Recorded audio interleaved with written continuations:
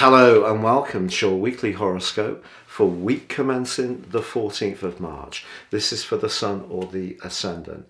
As ever, I'm going to give you a broad overview of what to expect, but please stay with me because I then will dive deep into each of the 12 zodiac signs and give you in forensic detail an idea of what to expect.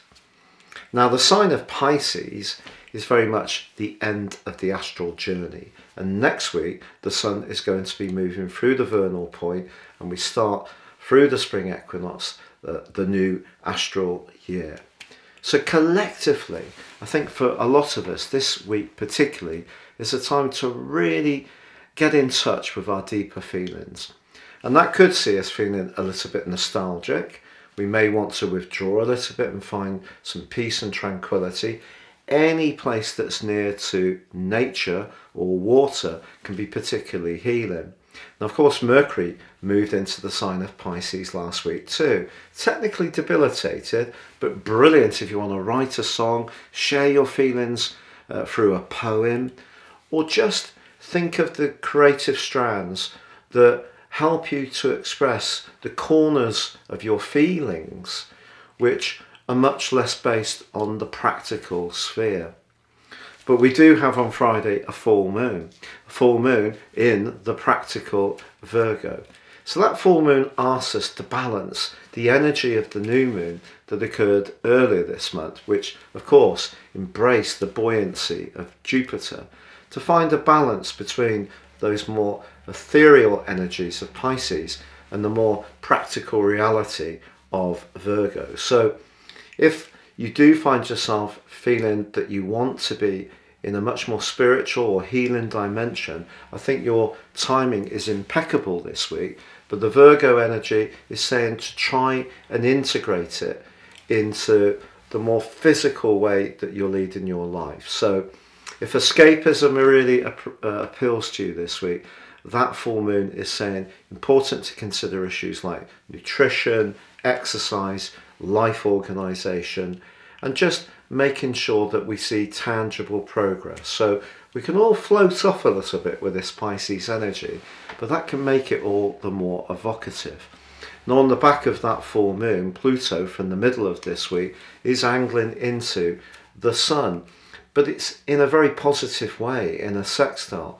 The Sun sextiling Pluto can see internal changes or physical changes in our reality.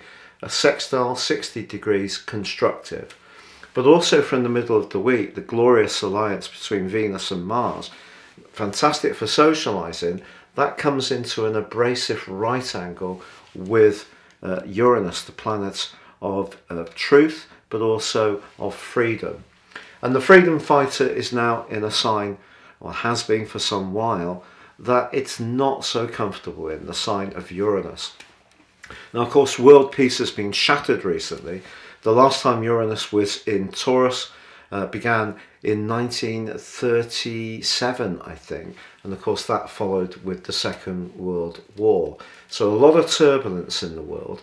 And I think next week, after the vernal equinox, Mars does come into an exact square with Uranus, which can be testing, particularly in terms of very sudden, unexpected, and very sort of forceful events are possible. But in our own situation, the combination of Venus and Mars in Aquarius is very much about our higher values.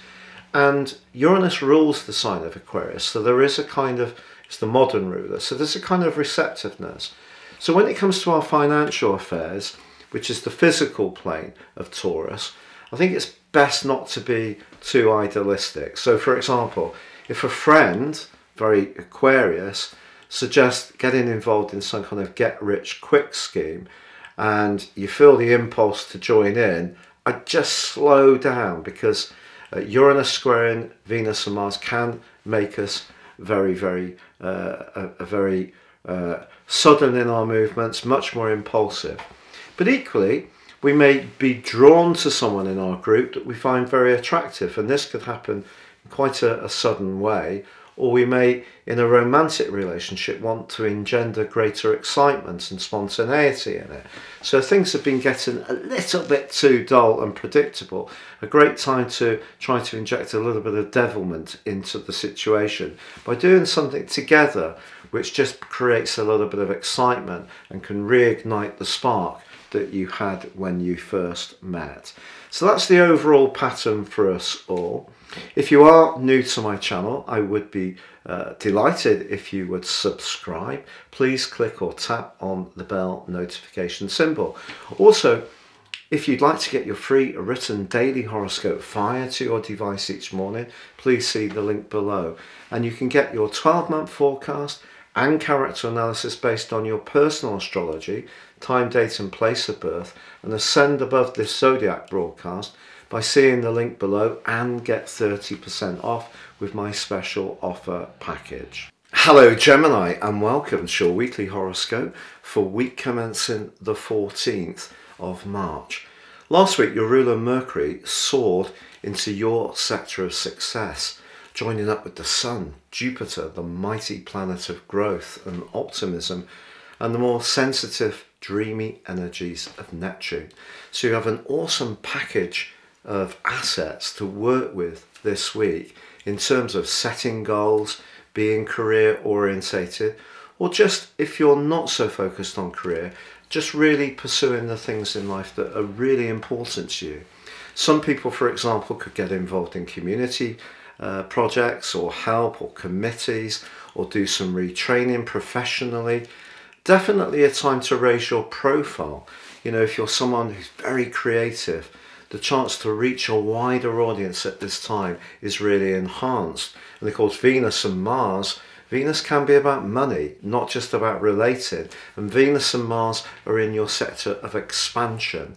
But they do come into a rather grating, abrasive right angle with Uranus from the middle of this week.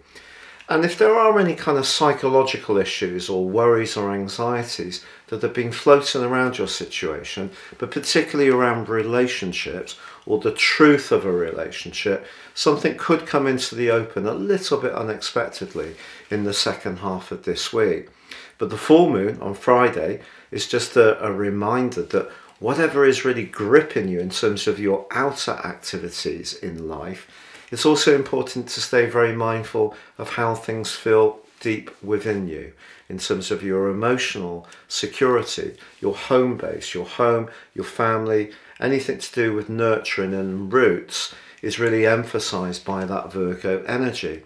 But of course, Pluto's in the mix as well, and that's kind of saying to you that some kind of transformation deep within you is going on. This could be financial, it could be around a romantic situation, it could be around your philosophies. Where you're most invested is really being emphasized by Pluto. So if you're really wanting to make progress in the professional realm, the Sun's angle to Pluto is really, really helpful in the second half of this week. If you're wanting to make transformations around your home, say for example where you live, how you live there or with whom, the full moon gives you an opportunity to use the drive and the charisma of that collective in Pisces to make things happen at the basis of your situation.